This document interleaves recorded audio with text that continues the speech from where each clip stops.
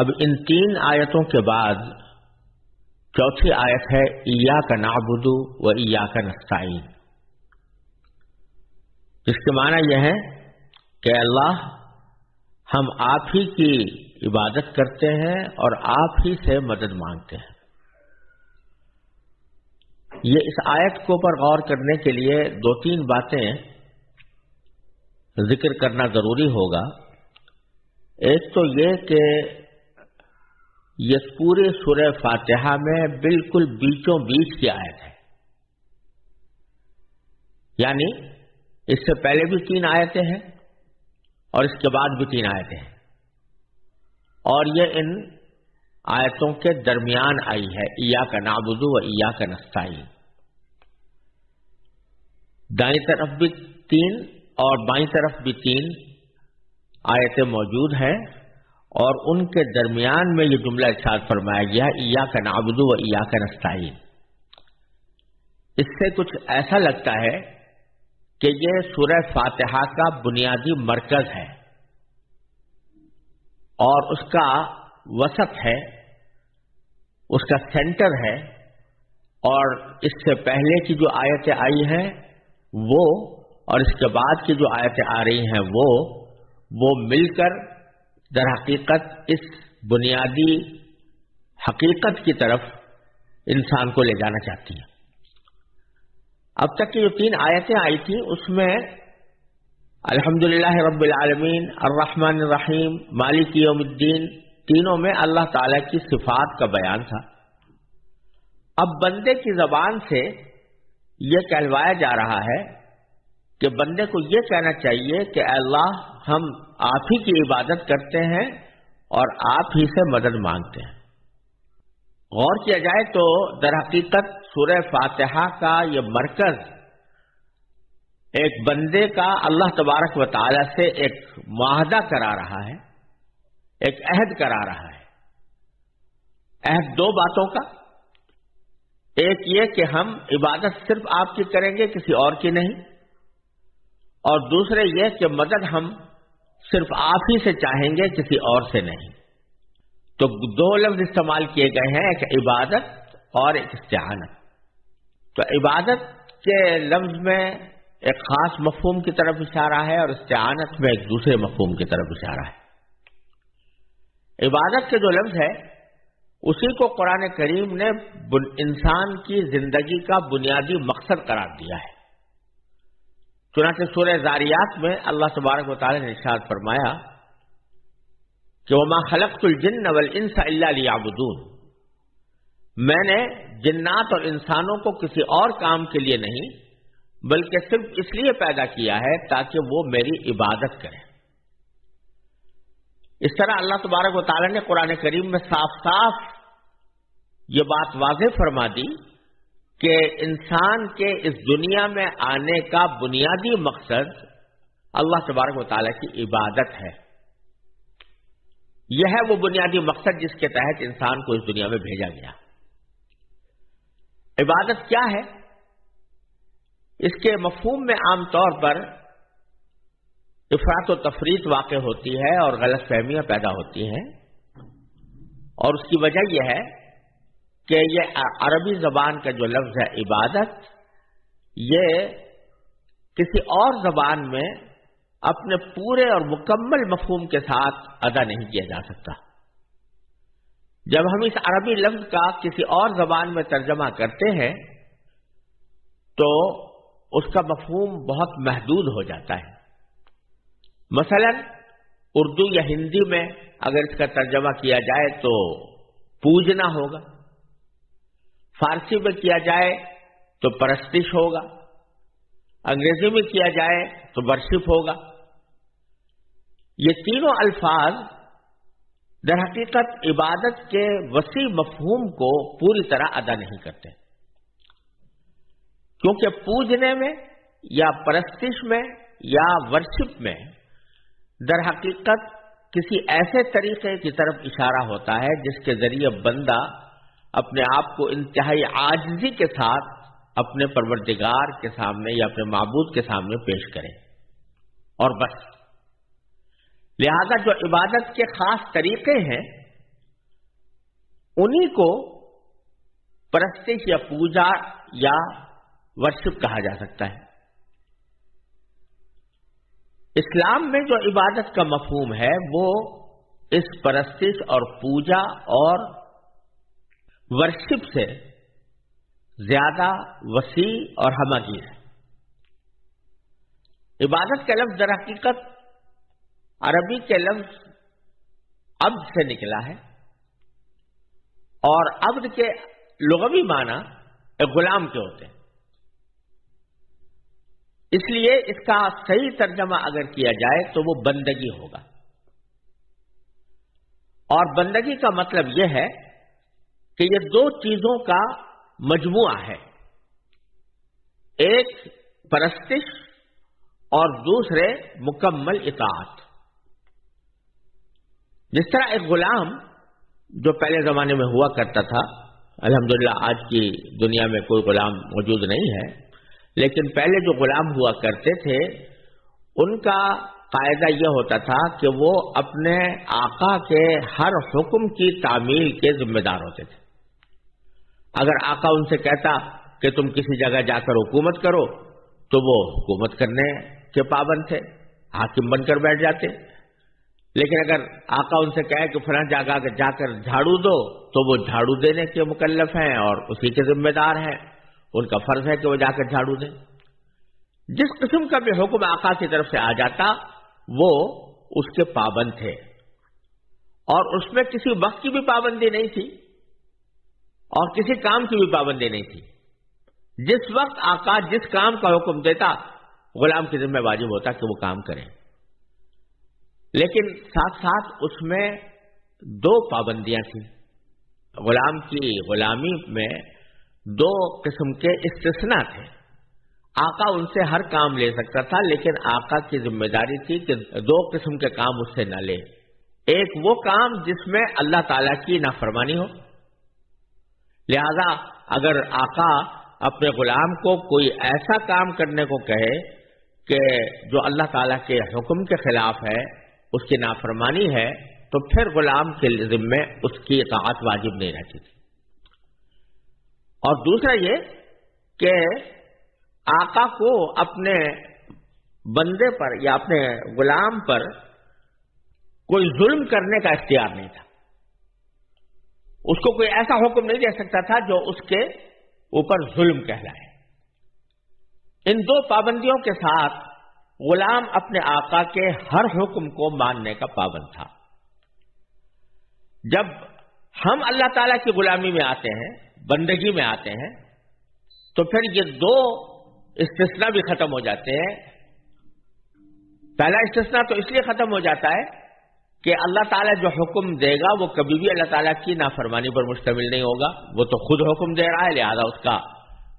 مطلب یہ ہے کہ اس کے حکم کو بجا لایا جائے، اس میں کوئی نافرمانی کا تصور ہی نہیں ہو سکتا۔ اور دوسرا استثناء اس لیے نہیں کہ باری تعالیٰ جو بھی حکم دیتا ہے وہ عدل پر، انصاف پر مشتمل ہوتا ہے۔ وَمَا رَبُّكَ بِظَلَّامٍ لِّلْعَبِيدِ، قرآن کریم نے فرمایا کہ تمہارا پروردگار بندوں پر ظلم کرنے والا نہیں ہے، لہذا وہ کوئی ظلم کا حکم کبھی دے ہی نہیں سکتے۔ لہذا اب اللہ تبارک و تعالیٰ کی غلامی کا مطلب یہ ہوا کہ اللہ تبارک و تعالیٰ کے ہر حکم کی بلا استثناء اطاعت کی جائے۔ تو ایک تو اطاعت عبادت کا ایک لازمی حصہ ہے، اور دوسرے پرستش یعنی وہ خاص طریقے جو اللہ تبارک و تعالیٰ کے سامنے اپنے آپ کو عاجز ترین اور پست ترین کر کے پیش کرنے کے اللہ تبارک و تعالیٰ نے اور اللہ کے رسول صلی اللہ علیہ وسلم نے مقرر فرمائے ہیں، ان طریقوں کی بجا آوری۔ جیسے نماز جس طریقے سے بتائی گئی ہے اس طرح پڑھنا ہمارے ذمہ ضروری ہے، روزہ جس طرح رکھنے کی تعلیم دی گئی ہے اسی طرح روزہ ہمیں رکھنا ضروری ہے، صدقہ دینا، زکوٰۃ دینا، خیرات کرنا یا حج کرنا، عمرہ کرنا، یہ خاص عبادت کے پرستش کے طریقے ہیں جو اللہ تبارک و تعالیٰ نے مقرر فرمائے ہیں۔ تو یہ عبادت کا ایک دوسرا اہم پہلو ہے۔ تو جو عبادت کا وسیع مفہوم ہے وہ دونوں کا جامع ہے، ایک طرف پرستش اور پرستش کے جو مقررہ طریقے ہیں ان کو اللہ تعالیٰ کے لیے اختیار کرنا، اور دوسرے اطاعت، یعنی مکمل اطاعت اس کائنات میں سوائے اللہ تبارک و تعالیٰ کے کسی کی نہیں ہے، بالذات اطاعت اللہ تعالیٰ کے سوا کسی کی نہیں ہے۔ اگر اللہ تبارک و تعالیٰ ہی کسی کی اطاعت کا حکم دے دیں تو وہ اس وجہ سے واجب الاطاعت ہو جاتا ہے کہ وہ بھی اللہ تعالیٰ کا حکم ہے۔ جیسے اللہ تبارک و تعالیٰ نے حکم دیا کہ اللہ کی اطاعت کرو اور رسول کی اطاعت کرو، تو رسول کی اطاعت کا حکم بھی چونکہ اللہ تبارک و تعالیٰ نے دیا، لہذا اس کی اطاعت بھی ہمارے ذمہ واجب ہو گئی۔ لیکن بالذات اطاعت سوائے اللہ تبارک و تعالیٰ کے کسی اور کی نہیں، کسی اور کا حکم نہیں ماننا۔ یہی وجہ ہے کہ مثلا والدین کی اطاعت کا بھی اللہ تعالیٰ نے حکم دیا ہے، لیکن والدین کی اطاعت اس شرط کے ساتھ مشروط ہے کہ وہ کسی گناہ کا حکم نہ دیں، کسی نافرمانی کا حکم نہ دیں۔ تو مکمل اطاعت بھی کسی اور کی نہیں ہو سکتی اور بالذات اطاعت بھی کسی اور کی نہیں ہو سکتی۔ یہ کہلانا مقصود ہے ایاک نعبد میں کہ میں آپ ہی کی عبادت کرتا ہوں، یعنی اطاعت بھی کسی اور کی بالذات اور مستقل سمجھ کر نہیں کروں گا، اور مکمل اطاعت کسی کی نہیں کروں گا، اور ساتھ یہ کہ پرستش بھی سوائے آپ کے کسی اور کی نہیں کروں گا۔ جو پرستش کے اعمال مقرر کیے گئے ہیں جیسے نماز ہے، قیام ہے، رکوع ہے، سجدہ ہے، یہ کسی اللہ تبارک و تعالیٰ کے سوا کسی اور کے سامنے سجدہ نہیں ہوگا۔ یہ پیشانی اللہ تعالیٰ کے سامنے ٹکے گی، کسی اور کے سامنے نہیں ٹک سکتی۔ اسی واسطے اللہ تبارک و تعالیٰ کے سوا کسی اور مخلوق کو سجدہ کرنا یہ بالکل منع ہے، اور کسی انسان کے لیے جائز نہیں ہے کہ وہ اللہ تبارک و تعالیٰ کے سوا کسی اور کو سجدہ کرے، چاہے وہ کتنا ہی قابل تعظیم بزرگ ہو یا کتنا ہی قابل تعظیم نبی ہو یا ولی ہو یا بزرگان دین میں سے ہو، ان میں سے کسی کے بھی آگے سجدہ کرنا جائز نہیں یا رکوع کرنا جائز نہیں، یا کوئی ایسا طریقہ اختیار کرنا جو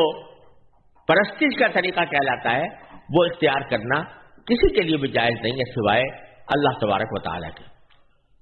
تو یہ کہلا کر ایاک نعبد کہلا کر دو چیزوں کا عہد لیا جا رہا ہے بندے سے کہ اے اللہ میں پرستش بھی آپ کے سوا کسی کی نہیں کروں گا، اور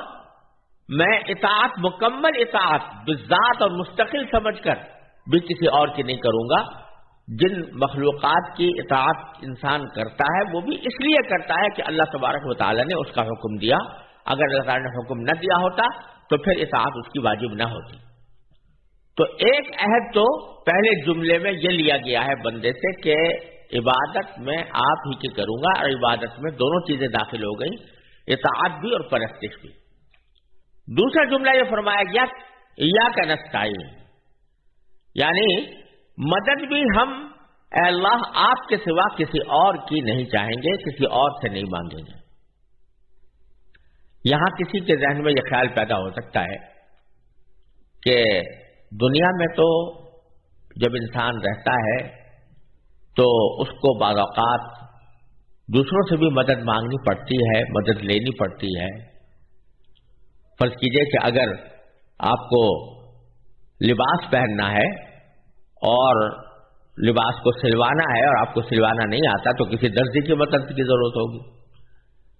کوئی مکان تعمیر کرنا ہے تو مکان کی تعمیر کے لیے معمار کی مدد کی ضرورت ہوگی۔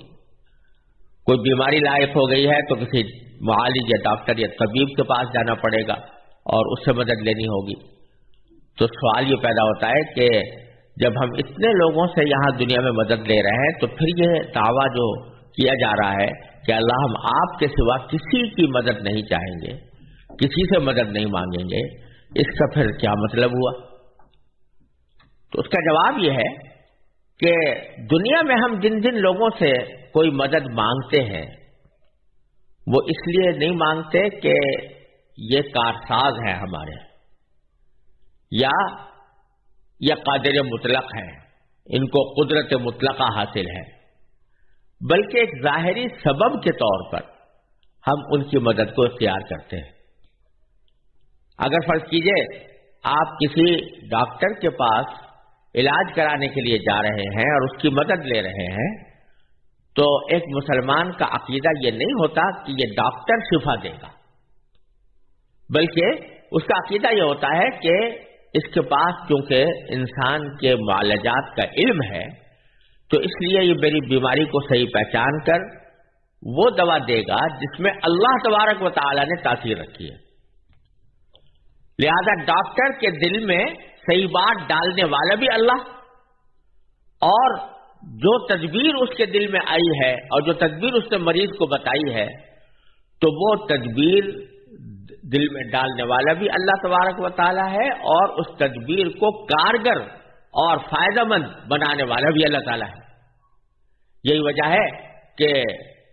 ہم دیکھتے ہیں کہ بعض اوقات ایک ہی بیماری ہے، ایک ہی ڈاکٹر ہے، ایک ہی دوا ہے، لیکن وہ دوا ایک شخص کے لیے کارگر ہو گئی، دوسرے شخص کے لیے کارگر نہیں ہوئی، اس کو فائدہ پہنچ گیا، اس کو فائدہ نہیں پہنچا۔ اس لیے ہم یہ یقین رکھتے ہیں کہ شفا دینا سوائے اللہ تبارک و تعالیٰ کی کسی اور کا کام نہیں ہے۔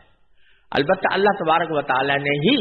ہمیں یہ فرمایا کہ ہم نے تمہارے لیے یہ زندگی گزارنے کے لیے بہت سے اسباب پیدا فرما رکھے ہیں، اپنی زندگی گزارتے وقت ان اسباب کو بھی اختیار کرو، اور ان اسباب کو اختیار کر کے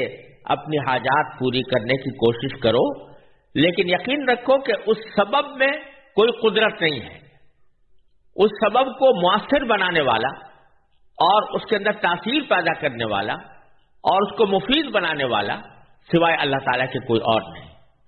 لہذا جب ہم اس دنیا میں کسی سے مدد لیتے ہیں تو وہ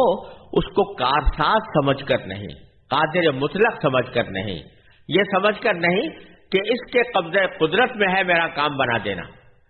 بلکہ یہ سمجھ کر کرتے ہیں کہ یہ ایک اللہ تعالیٰ نے سبب پیدا کیا ہے اور اس سبب کی تاثیر اللہ تعالیٰ ہی کے قبضہ قدرت میں ہے۔ لہذا جب یہاں کہہ رہے ہیں کہ ایاک نستعین، اے اللہ ہم آپ کے سوا کسی کی مدد نہیں چاہتے اور نہ آپ کے سوا کسی کی مدد مانگتے ہیں، تو اس کا مطلب یہ ہوتا ہے کہ اللہ آپ کے سوا کسی اور کو اپنا کارساز، اپنا مشکل کشا، اپنا حاجت روا اور قادر مطلق سمجھ کر ہم کسی اور سے مدد نہیں مانگیں گے۔ ہاں، جن لوگوں سے مدد مانگنے کا خود آپ نے یا تو حکم دیا ہے یا اس کی اجازت عطا فرمائی ہے، تو وہ بھی اس لیے مانگیں گے کہ آپ نے ہی وہ طریقہ تجویز کر دیا ہے، اور اس طریقے کو ہم آپ کے حکم کی اطاعت میں اختیار کرتے ہیں، لیکن قدرت مطلقہ وہ آپ ہی کی ہے اور تاثیر آپ ہی کے قبضے میں ہے۔ اس لحاظ سے کارساز آپ ہی ہے، مشکل کشا آپ ہی ہے، حاجت روا آپ ہی ہیں، آپ کے سوا کوئی کارساز، کوئی حاجت روا، کوئی مشکل کشا نہیں ہے، اور یہی معنی ہے ایاک نستعین کے۔ لہذا اس دو جملوں کے ذریعے اللہ تبارک و تعالی نے ایک بڑا عظیم اقرار کروایا ہے بندے سے، اور اسی لیے اس جملے کو سورہ فاتحہ کے مرکز میں رکھا گیا ہے۔ سورہ فاتحہ پورے قرآن کا خلاصہ ہے، اور اگر دیکھا جائے تو یہ جملہ پوری سورہ فاتحہ کا خلاصہ ہے کہ سورہ فاتحہ کا مرکز یہ ہے کہ بندہ اللہ تبارک و تعالی سے یہ عہد کرے، یہ اقرار کرے کہ میں نہ پرستش آپ کے سوا کسی کی کروں گا، نہ مکمل اطاعت مستقل بذات سمجھ کر آپ کے سوا کسی کی کروں گا، نہ حاجت روا اور مشکل کشا اور کارساز سمجھ کر کسی اور سے مدد مانگوں گا۔ یہ بہت بڑا اقرار اللہ تبارک و تعالیٰ نے اس آیت کریمہ کے اندر لیا ہے اور بندے سے کروایا ہے، اور اس کو سورہ فاتحہ کے بالکل بیچوں بیچ رکھا ہے۔ اس سے یہ پتہ چلا کہ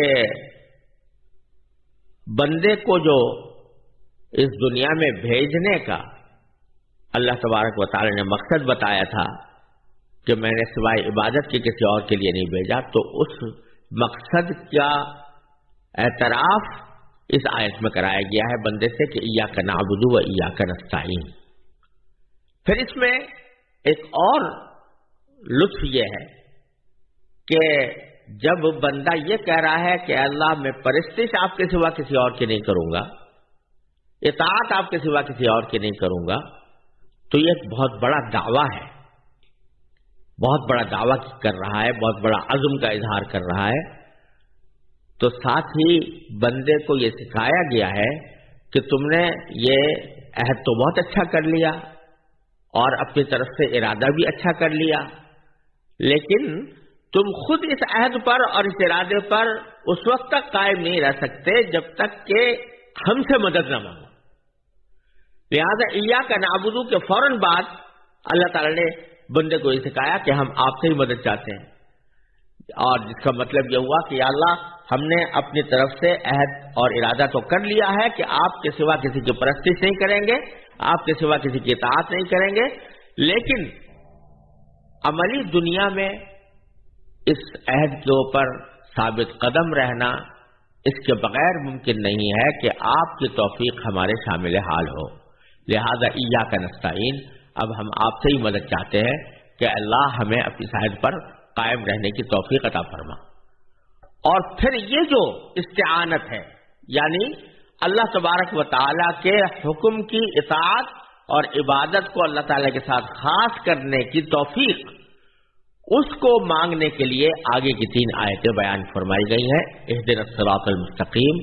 صراط الذین انعمت علیہم غیر المغضوب علیہم ولا الضالین۔